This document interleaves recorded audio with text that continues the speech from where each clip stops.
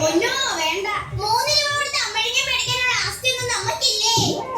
1 രൂപ ബഡ്ജറ്റിൽ നിൽക്കുന്ന സാധനം വല്ലതും ഉണ്ടോടി? 1 രൂപയ്ക്ക് ആഞ്ഞിലി ചക്കന്റെ കുരു തരാം. വീട്ടിൽ കൊണ്ടുപോയി വറുത്ത് തിന്നാ മതി. അതെ, ക്ലാസ്സിനുള്ളിൽ അനിയന്ത്രിക്കുന്ന കച്ചവടമൊക്കെ നിരോധിച്ചിട്ടുണ്ട്. ഇനിയൊക്കെ ശ്രദ്ധയിൽപ്പെട്ടാൽ ടീച്ചറിന്റെ അടുത്ത് റിപ്പോർട്ട് ചെയ്യാനായിരിക്കും. അയ്യോ എന്നെ പൊന്നോ കേസി ചതിക്കല്ലേ. തൽക്കാലം ഈ നെല്ലിക്ക അങ്ങോട്ട് പിടിച്ചേ. അന്ത ഭയം എടുക്കണം. അതെ, ഞങ്ങൾ റിപ്പോർട്ട് ചെയ്താൽ ടീച്ചർ കേസ് എടുക്കും കേട്ടോ. അയ്യോ ചതിക്കല്ലേ. നീ പേടിക്കണ്ട, ഇവന്മാര് വാ തുറക്കാതെ ഞാൻ നോക്കിക്കോളാം. എനിക്കൊന്ന് പടി എത്തിച്ചാൽ മതി. പട്ടിയെ കഴിച്ചു. നീ നാളെ വീട്ടിലേക്ക് പോവാ. ആ പട്ടി കടിക്കോ? അതറിയാനാ നിങ്ങളുടെ വീട്ടിലേക്ക് വരാൻ പറഞ്ഞു. നീ വളരെ പഠിക്കുന്ന സമയത്ത് വല്ല പഠിക്കാൻ നോക്ക്. ഇത്തവണ നീ തോറ്റ 7ാം ക്ലാസ് തന്നെ 2ാം വർഷം പഠിക്കേണ്ടി വരും. എന്നാലും എന്റെ ചേച്ചിനെ കാട്ടും പേര് തോന്നുന്നു. അതെന്താടാ? എന്റെ ചേച്ചി ഇപ്പോഴും ബികോം 3ാം വർഷമാണ് പഠിക്കുന്നത്. പിന്നെ ഞാനും 7ാം ക്ലാസ് 2ാം വർഷം പഠിക്കാൻ കുഴപ്പമില്ല. നിങ്ങൾ വെക്കേഷൻ എവിടെയെങ്കിലും പോയായിരുന്നോടി? ഞങ്ങള് വയനാടൊക്കെ പോയി. ഞങ്ങള് മൂന്നാറിന് പോവാനിരുന്നതാടി. പക്ഷെ പോവാൻ പറ്റിയില്ല. അതെന്ത് പറ്റിയടി? മൂന്നാറിന്റെ റിലീസ് രാജമൗലി മാറ്റിവെച്ച കാര്യം നീ അറിഞ്ഞില്ലേടി? നിങ്ങളുടെ ഫാദറിന് ഇഷ്ടിക ഉണ്ടാക്കുന്ന കമ്പനി ഉണ്ടോടി? ഇല്ല.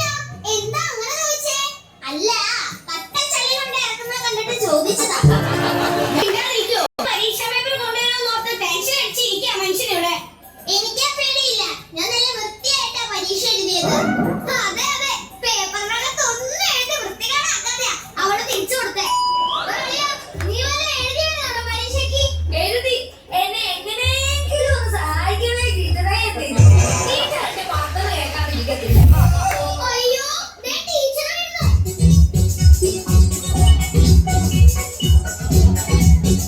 ദൈവമേ, പേപ്പർ കയ്യിലുണ്ട്. ശരിയാണ്, പേപ്പർ ഉണ്ട്. പേപ്പർ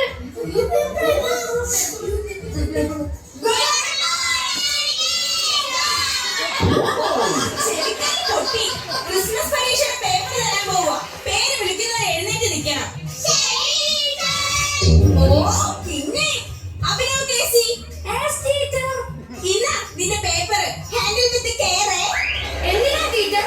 സൂക്ഷിച്ചു പിടിക്കണം. പൊട്ടയാ, താഴെ വീണ പൊട്ടു.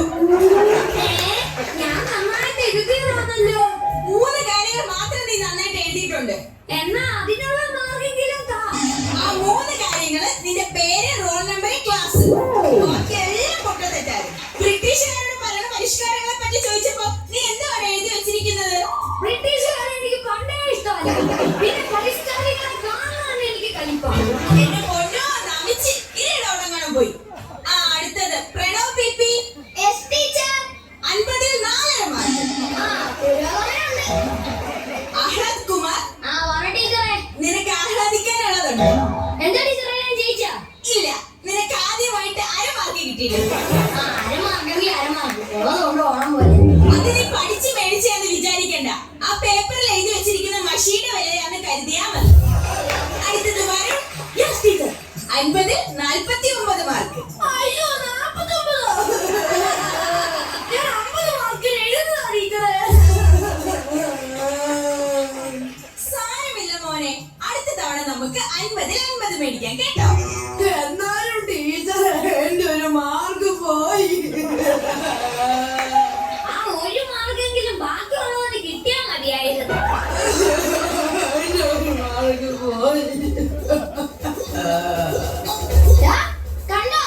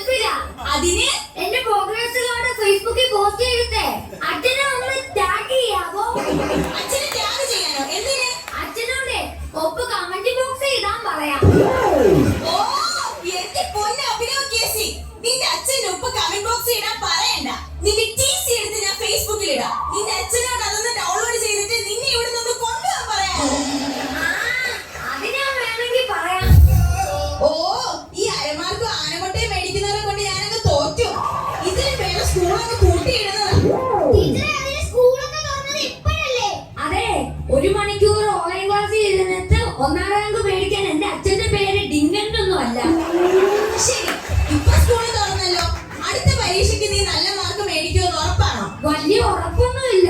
പ്രതീക്ഷയുടെ അമിതഭാരമില്ലാതെ ടീച്ചർ പേപ്പർ നോക്കിയാൽ ചിലപ്പോ ഞാൻ രക്ഷപ്പെട്ടേക്കും. എന്റെ പൊന്ന് അഭിനവ് കേസി, നിന്റെ TC മേടിച്ചോണ്ടൊന്ന് പോകാമോ? കേട്ടോ പിതാവ്